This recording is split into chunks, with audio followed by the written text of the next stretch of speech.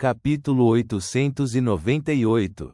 Depois de colocar as velas, Colin Iliad encontrou um pedaço de prata pura e pegou uma faca ao lado dele. Com movimentos firmes, ele esculpiu um recipiente do tamanho da palma da mão. Depois, seguiu a descrição de Derek Berg, desenhando o símbolo secreto do louco em ambos os lados da peça de prata. Todo o processo foi concluído rapidamente. Se alguém estivesse observando, não seria capaz de discernir suas ações. Mesmo assim, o produto final não apresentou falhas. Parecia uma obra de arte que havia sido esculpida lentamente. Logo depois disso, Colin Iliad encontrou outra garrafa de mercúrio. Usando diretamente sua poderosa espiritualidade, guiou o líquido de dentro para escorrer no amuleto e preencher todos os padrões.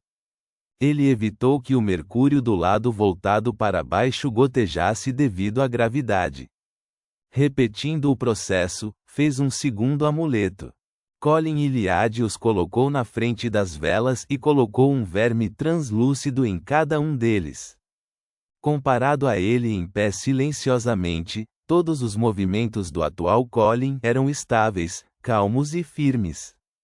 Ele não mostrou nenhum sinal de hesitação, assim como enfrentou monstros poderosos que surgiram da escuridão.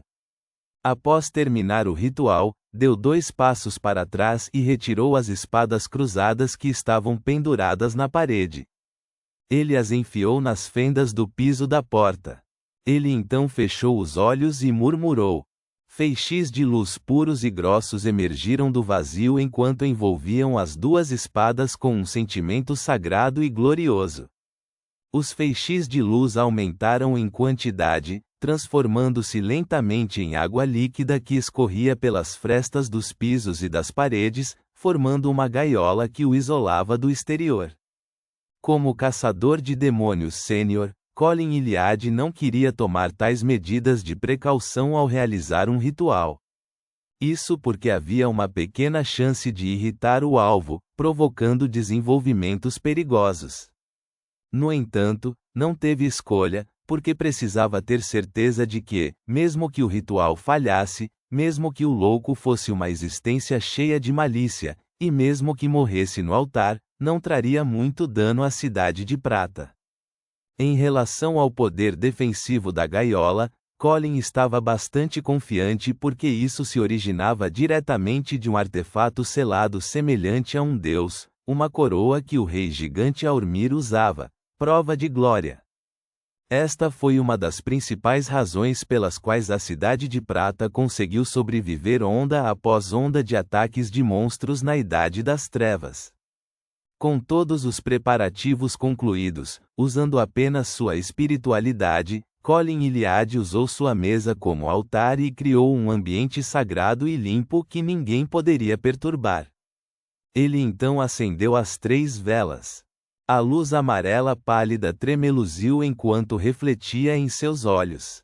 Ele abaixou a cabeça e espalhou o pó da planta, a pele do monstro e a pele na chama da vela ou acendeu-os e jogou-os em um caldeirão para agradar a existência secreta para a qual ele estava prestes a orar. Tais atos não eram raros na Cidade de Prata.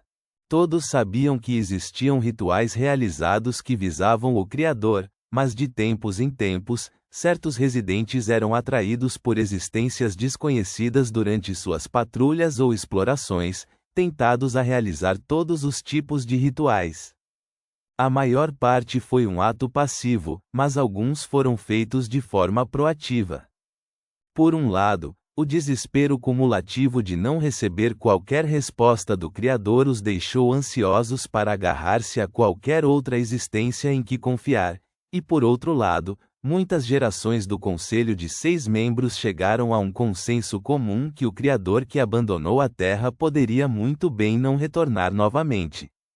Buscar outras alternativas era algo que precisava ser acelerado, mas, infelizmente, tais tentativas só levaram a nada ou à morte, nada mais. E foi por esse motivo que, independente das dificuldades enfrentadas ou de quantas vezes descobriram cidades que foram destruídas por causa de deuses do mal, a Cidade de Prata continuou sua exploração de regiões mais distantes. Quanto ao próprio Colin Iliad, a descoberta do estranho Jack trouxe-lhe uma sensação indescritível de surpresa e esperança. Os encontros quando exploraram a Cidade da Tarde e as profecias dos Reis dos Anjos e do Orador fizeram com que ele sentisse uma sensação de urgência mais premente.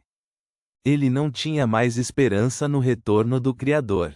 Com as duas razões combinadas, juntamente com a anormalidade de Lovia e Derek, bem como a profecia do Apocalipse, como chefe do conselho de 6 membros, semideus sênior e poderoso caçador de demônios, Colin Iliad não teve escolha a não ser tentar dançar no fio de uma faca.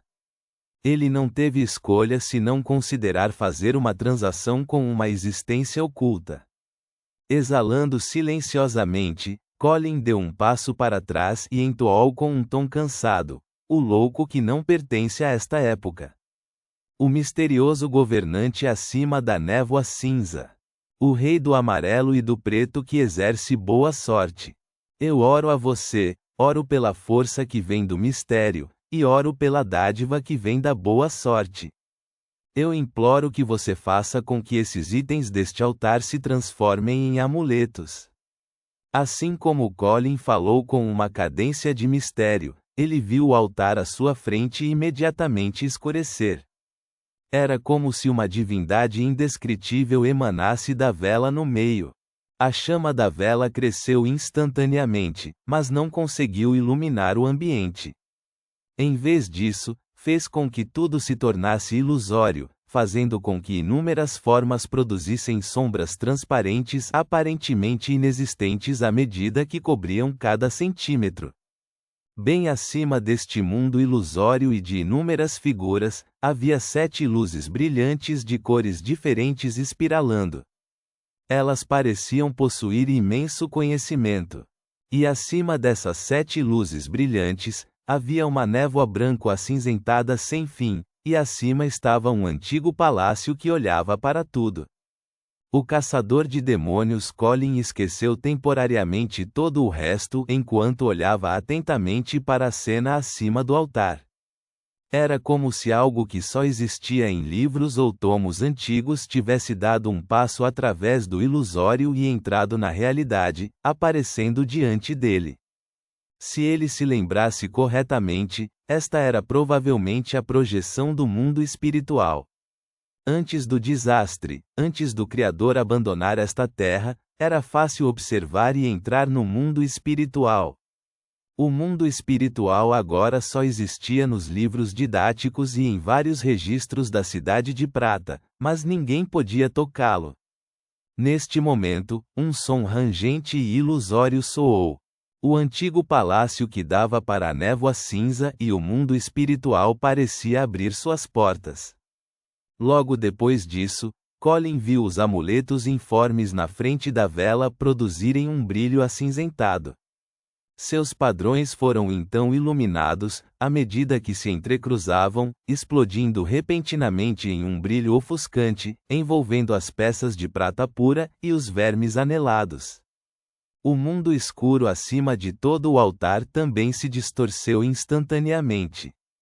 Tudo foi rapidamente restaurado ao normal quando 2 estranhos amuletos cristalinos negros apareceram no altar. Eles eram como um par de olhos de alguma existência que observava silenciosamente o mundo. O caçador de demônios Colin ficou surpreso quando retraiu o olhar e baixou a cabeça. Com uma voz profunda, ele disse: "Obrigado por suas bênçãos. Louvado seja você." Ele não demorou e imediatamente encerrou o ritual e removeu o selo. Depois de fazer tudo isso, o chefe da Cidade de Prata do Conselho de 6 membros voltou à mesa e pegou os 2 amuletos feitos com os 2 remanescentes do Avatar de Amon. Neste momento, sua mente ainda estava fixada na cena que havia visto anteriormente. Com base em seu conhecimento em misticismo, aqueles que estavam situados no alto do mundo espiritual foram mencionados como as 7 luzes em tomos antigos. Acreditava-se que eram próximos aos das divindades, mas nenhum dos registros indicava o que estava acima das 7 luzes, ou o que a névoa cinza representava. Não indicaram o que representava o antigo palácio que estava envolto pela névoa cinza enquanto contemplava todo o mundo espiritual. E durante todo o ritual, Colin Iliad apenas sentiu que o louco para quem ele estava orando era sóbrio, misterioso e todo-poderoso, nada parecido com os seres malignos que muitas vezes gostavam de expressar seus poderes como se estivessem ansiosos para mostrar algo. Tal desempenho teve um paralelo próximo nos registros da Cidade de Prata, o Criador. Enquanto ele olhava para os amuletos em mãos e sua condição, o grisalho caçador de demônios Colin de repente fechou os olhos enquanto figuras passavam por sua mente por algum motivo. Eles eram seu pai, sua mãe, seu irmão mais velho, sua irmã mais nova, seu filho mais velho, seu filho mais novo, sua filha e seu neto mais velho, cujas vidas ele havia pessoalmente cessado. Este já velho chefe permaneceu em silêncio por um longo tempo antes de suspirar suavemente. Já se passaram 2583 anos. Após 2583 anos, a Cidade de Prata finalmente recebeu uma resposta normal. Reticências. Na biblioteca do campanário. Derek estava na seção de mitos antigos que ele costumava navegar quando viu um caderno que nunca tinha visto antes. A capa deste caderno foi feita com a pele de um monstro específico. Havia padrões claros e as páginas internas eram velhas e amareladas. Os registros incluíam as experiências do autor original quando ele encontrou diferentes monstros. Esses monstros eram mais acessíveis nos livros didáticos da Cidade de Prata. Até mesmo suas características especiais eram as mesmas. No entanto, os pensamentos e experiências das inúmeras batalhas deixaram Derek com prazer enquanto lia seriamente. Ao folheá-lo, ele de repente notou um monstro chamado Metamorfo. Esses monstros não vinham equipados com inteligência para se comunicar, mas eram adeptos de montar armadilhas para lidar com os alvos. Além disso, eles poderiam se disfarçar como outros, usando métodos que pareciam fascinantes para completar uma caçada. O dono do caderno comentou que eles eram bizarros e perigosos. Isso é muito semelhante ao palpite do Senhor Mundo sobre as características da maldição bizarra. Poderia o metamorfo ser a maldição bizarra? Derek ficou encantado ao ler rapidamente o resto da página. Ele descobriu que esse tipo de monstro vivia ao norte, nas ruínas de uma cidade distante. E os monstros na escuridão daquela área eram poderosos e aterrorizantes. Mesmo o conselho de 6 membros não foi capaz de lidar com alguns deles. Portanto, após 2 tentativas, a Cidade de Prata interrompeu qualquer exploração da área. Até o momento, a exploração da área não foi retomada. Devido a essas razões, os livros didáticos da Cidade de Prata não mencionavam os monstros únicos de lá. Depois de ler o registro, Derek inconscientemente virou o caderno até a última página, desejando saber quem havia experimentado as 2 explorações angustiantes. Ao folheá-lo, ele viu um nome: Colin Iliad. Reticências. Condado de Desi, Porto Skelson. Klein voltou ao mundo real, esfregou as têmporas e desabou na cama. Para dar ao chefe da Cidade de Prata uma melhor impressão do louco e gerar mais confiança, adicionou proativamente alguns efeitos especiais ao responder, expressando o poder do espaço misterioso acima da névoa cinza durante o ritual de ato secreto e o ritual de sacrifício e doação. Isso gastou uma quantidade considerável de sua espiritualidade, exaurindo-o. Encontrarei comida para a fome rastejante quando acordar. Vou deixá-la tirar uma boa soneca acima da névoa cinza. Klein pensou em seu estupor e logo adormeceu. Ele foi acordado por sua barriga roncando depois de dormir de manhã à tarde. Ponto.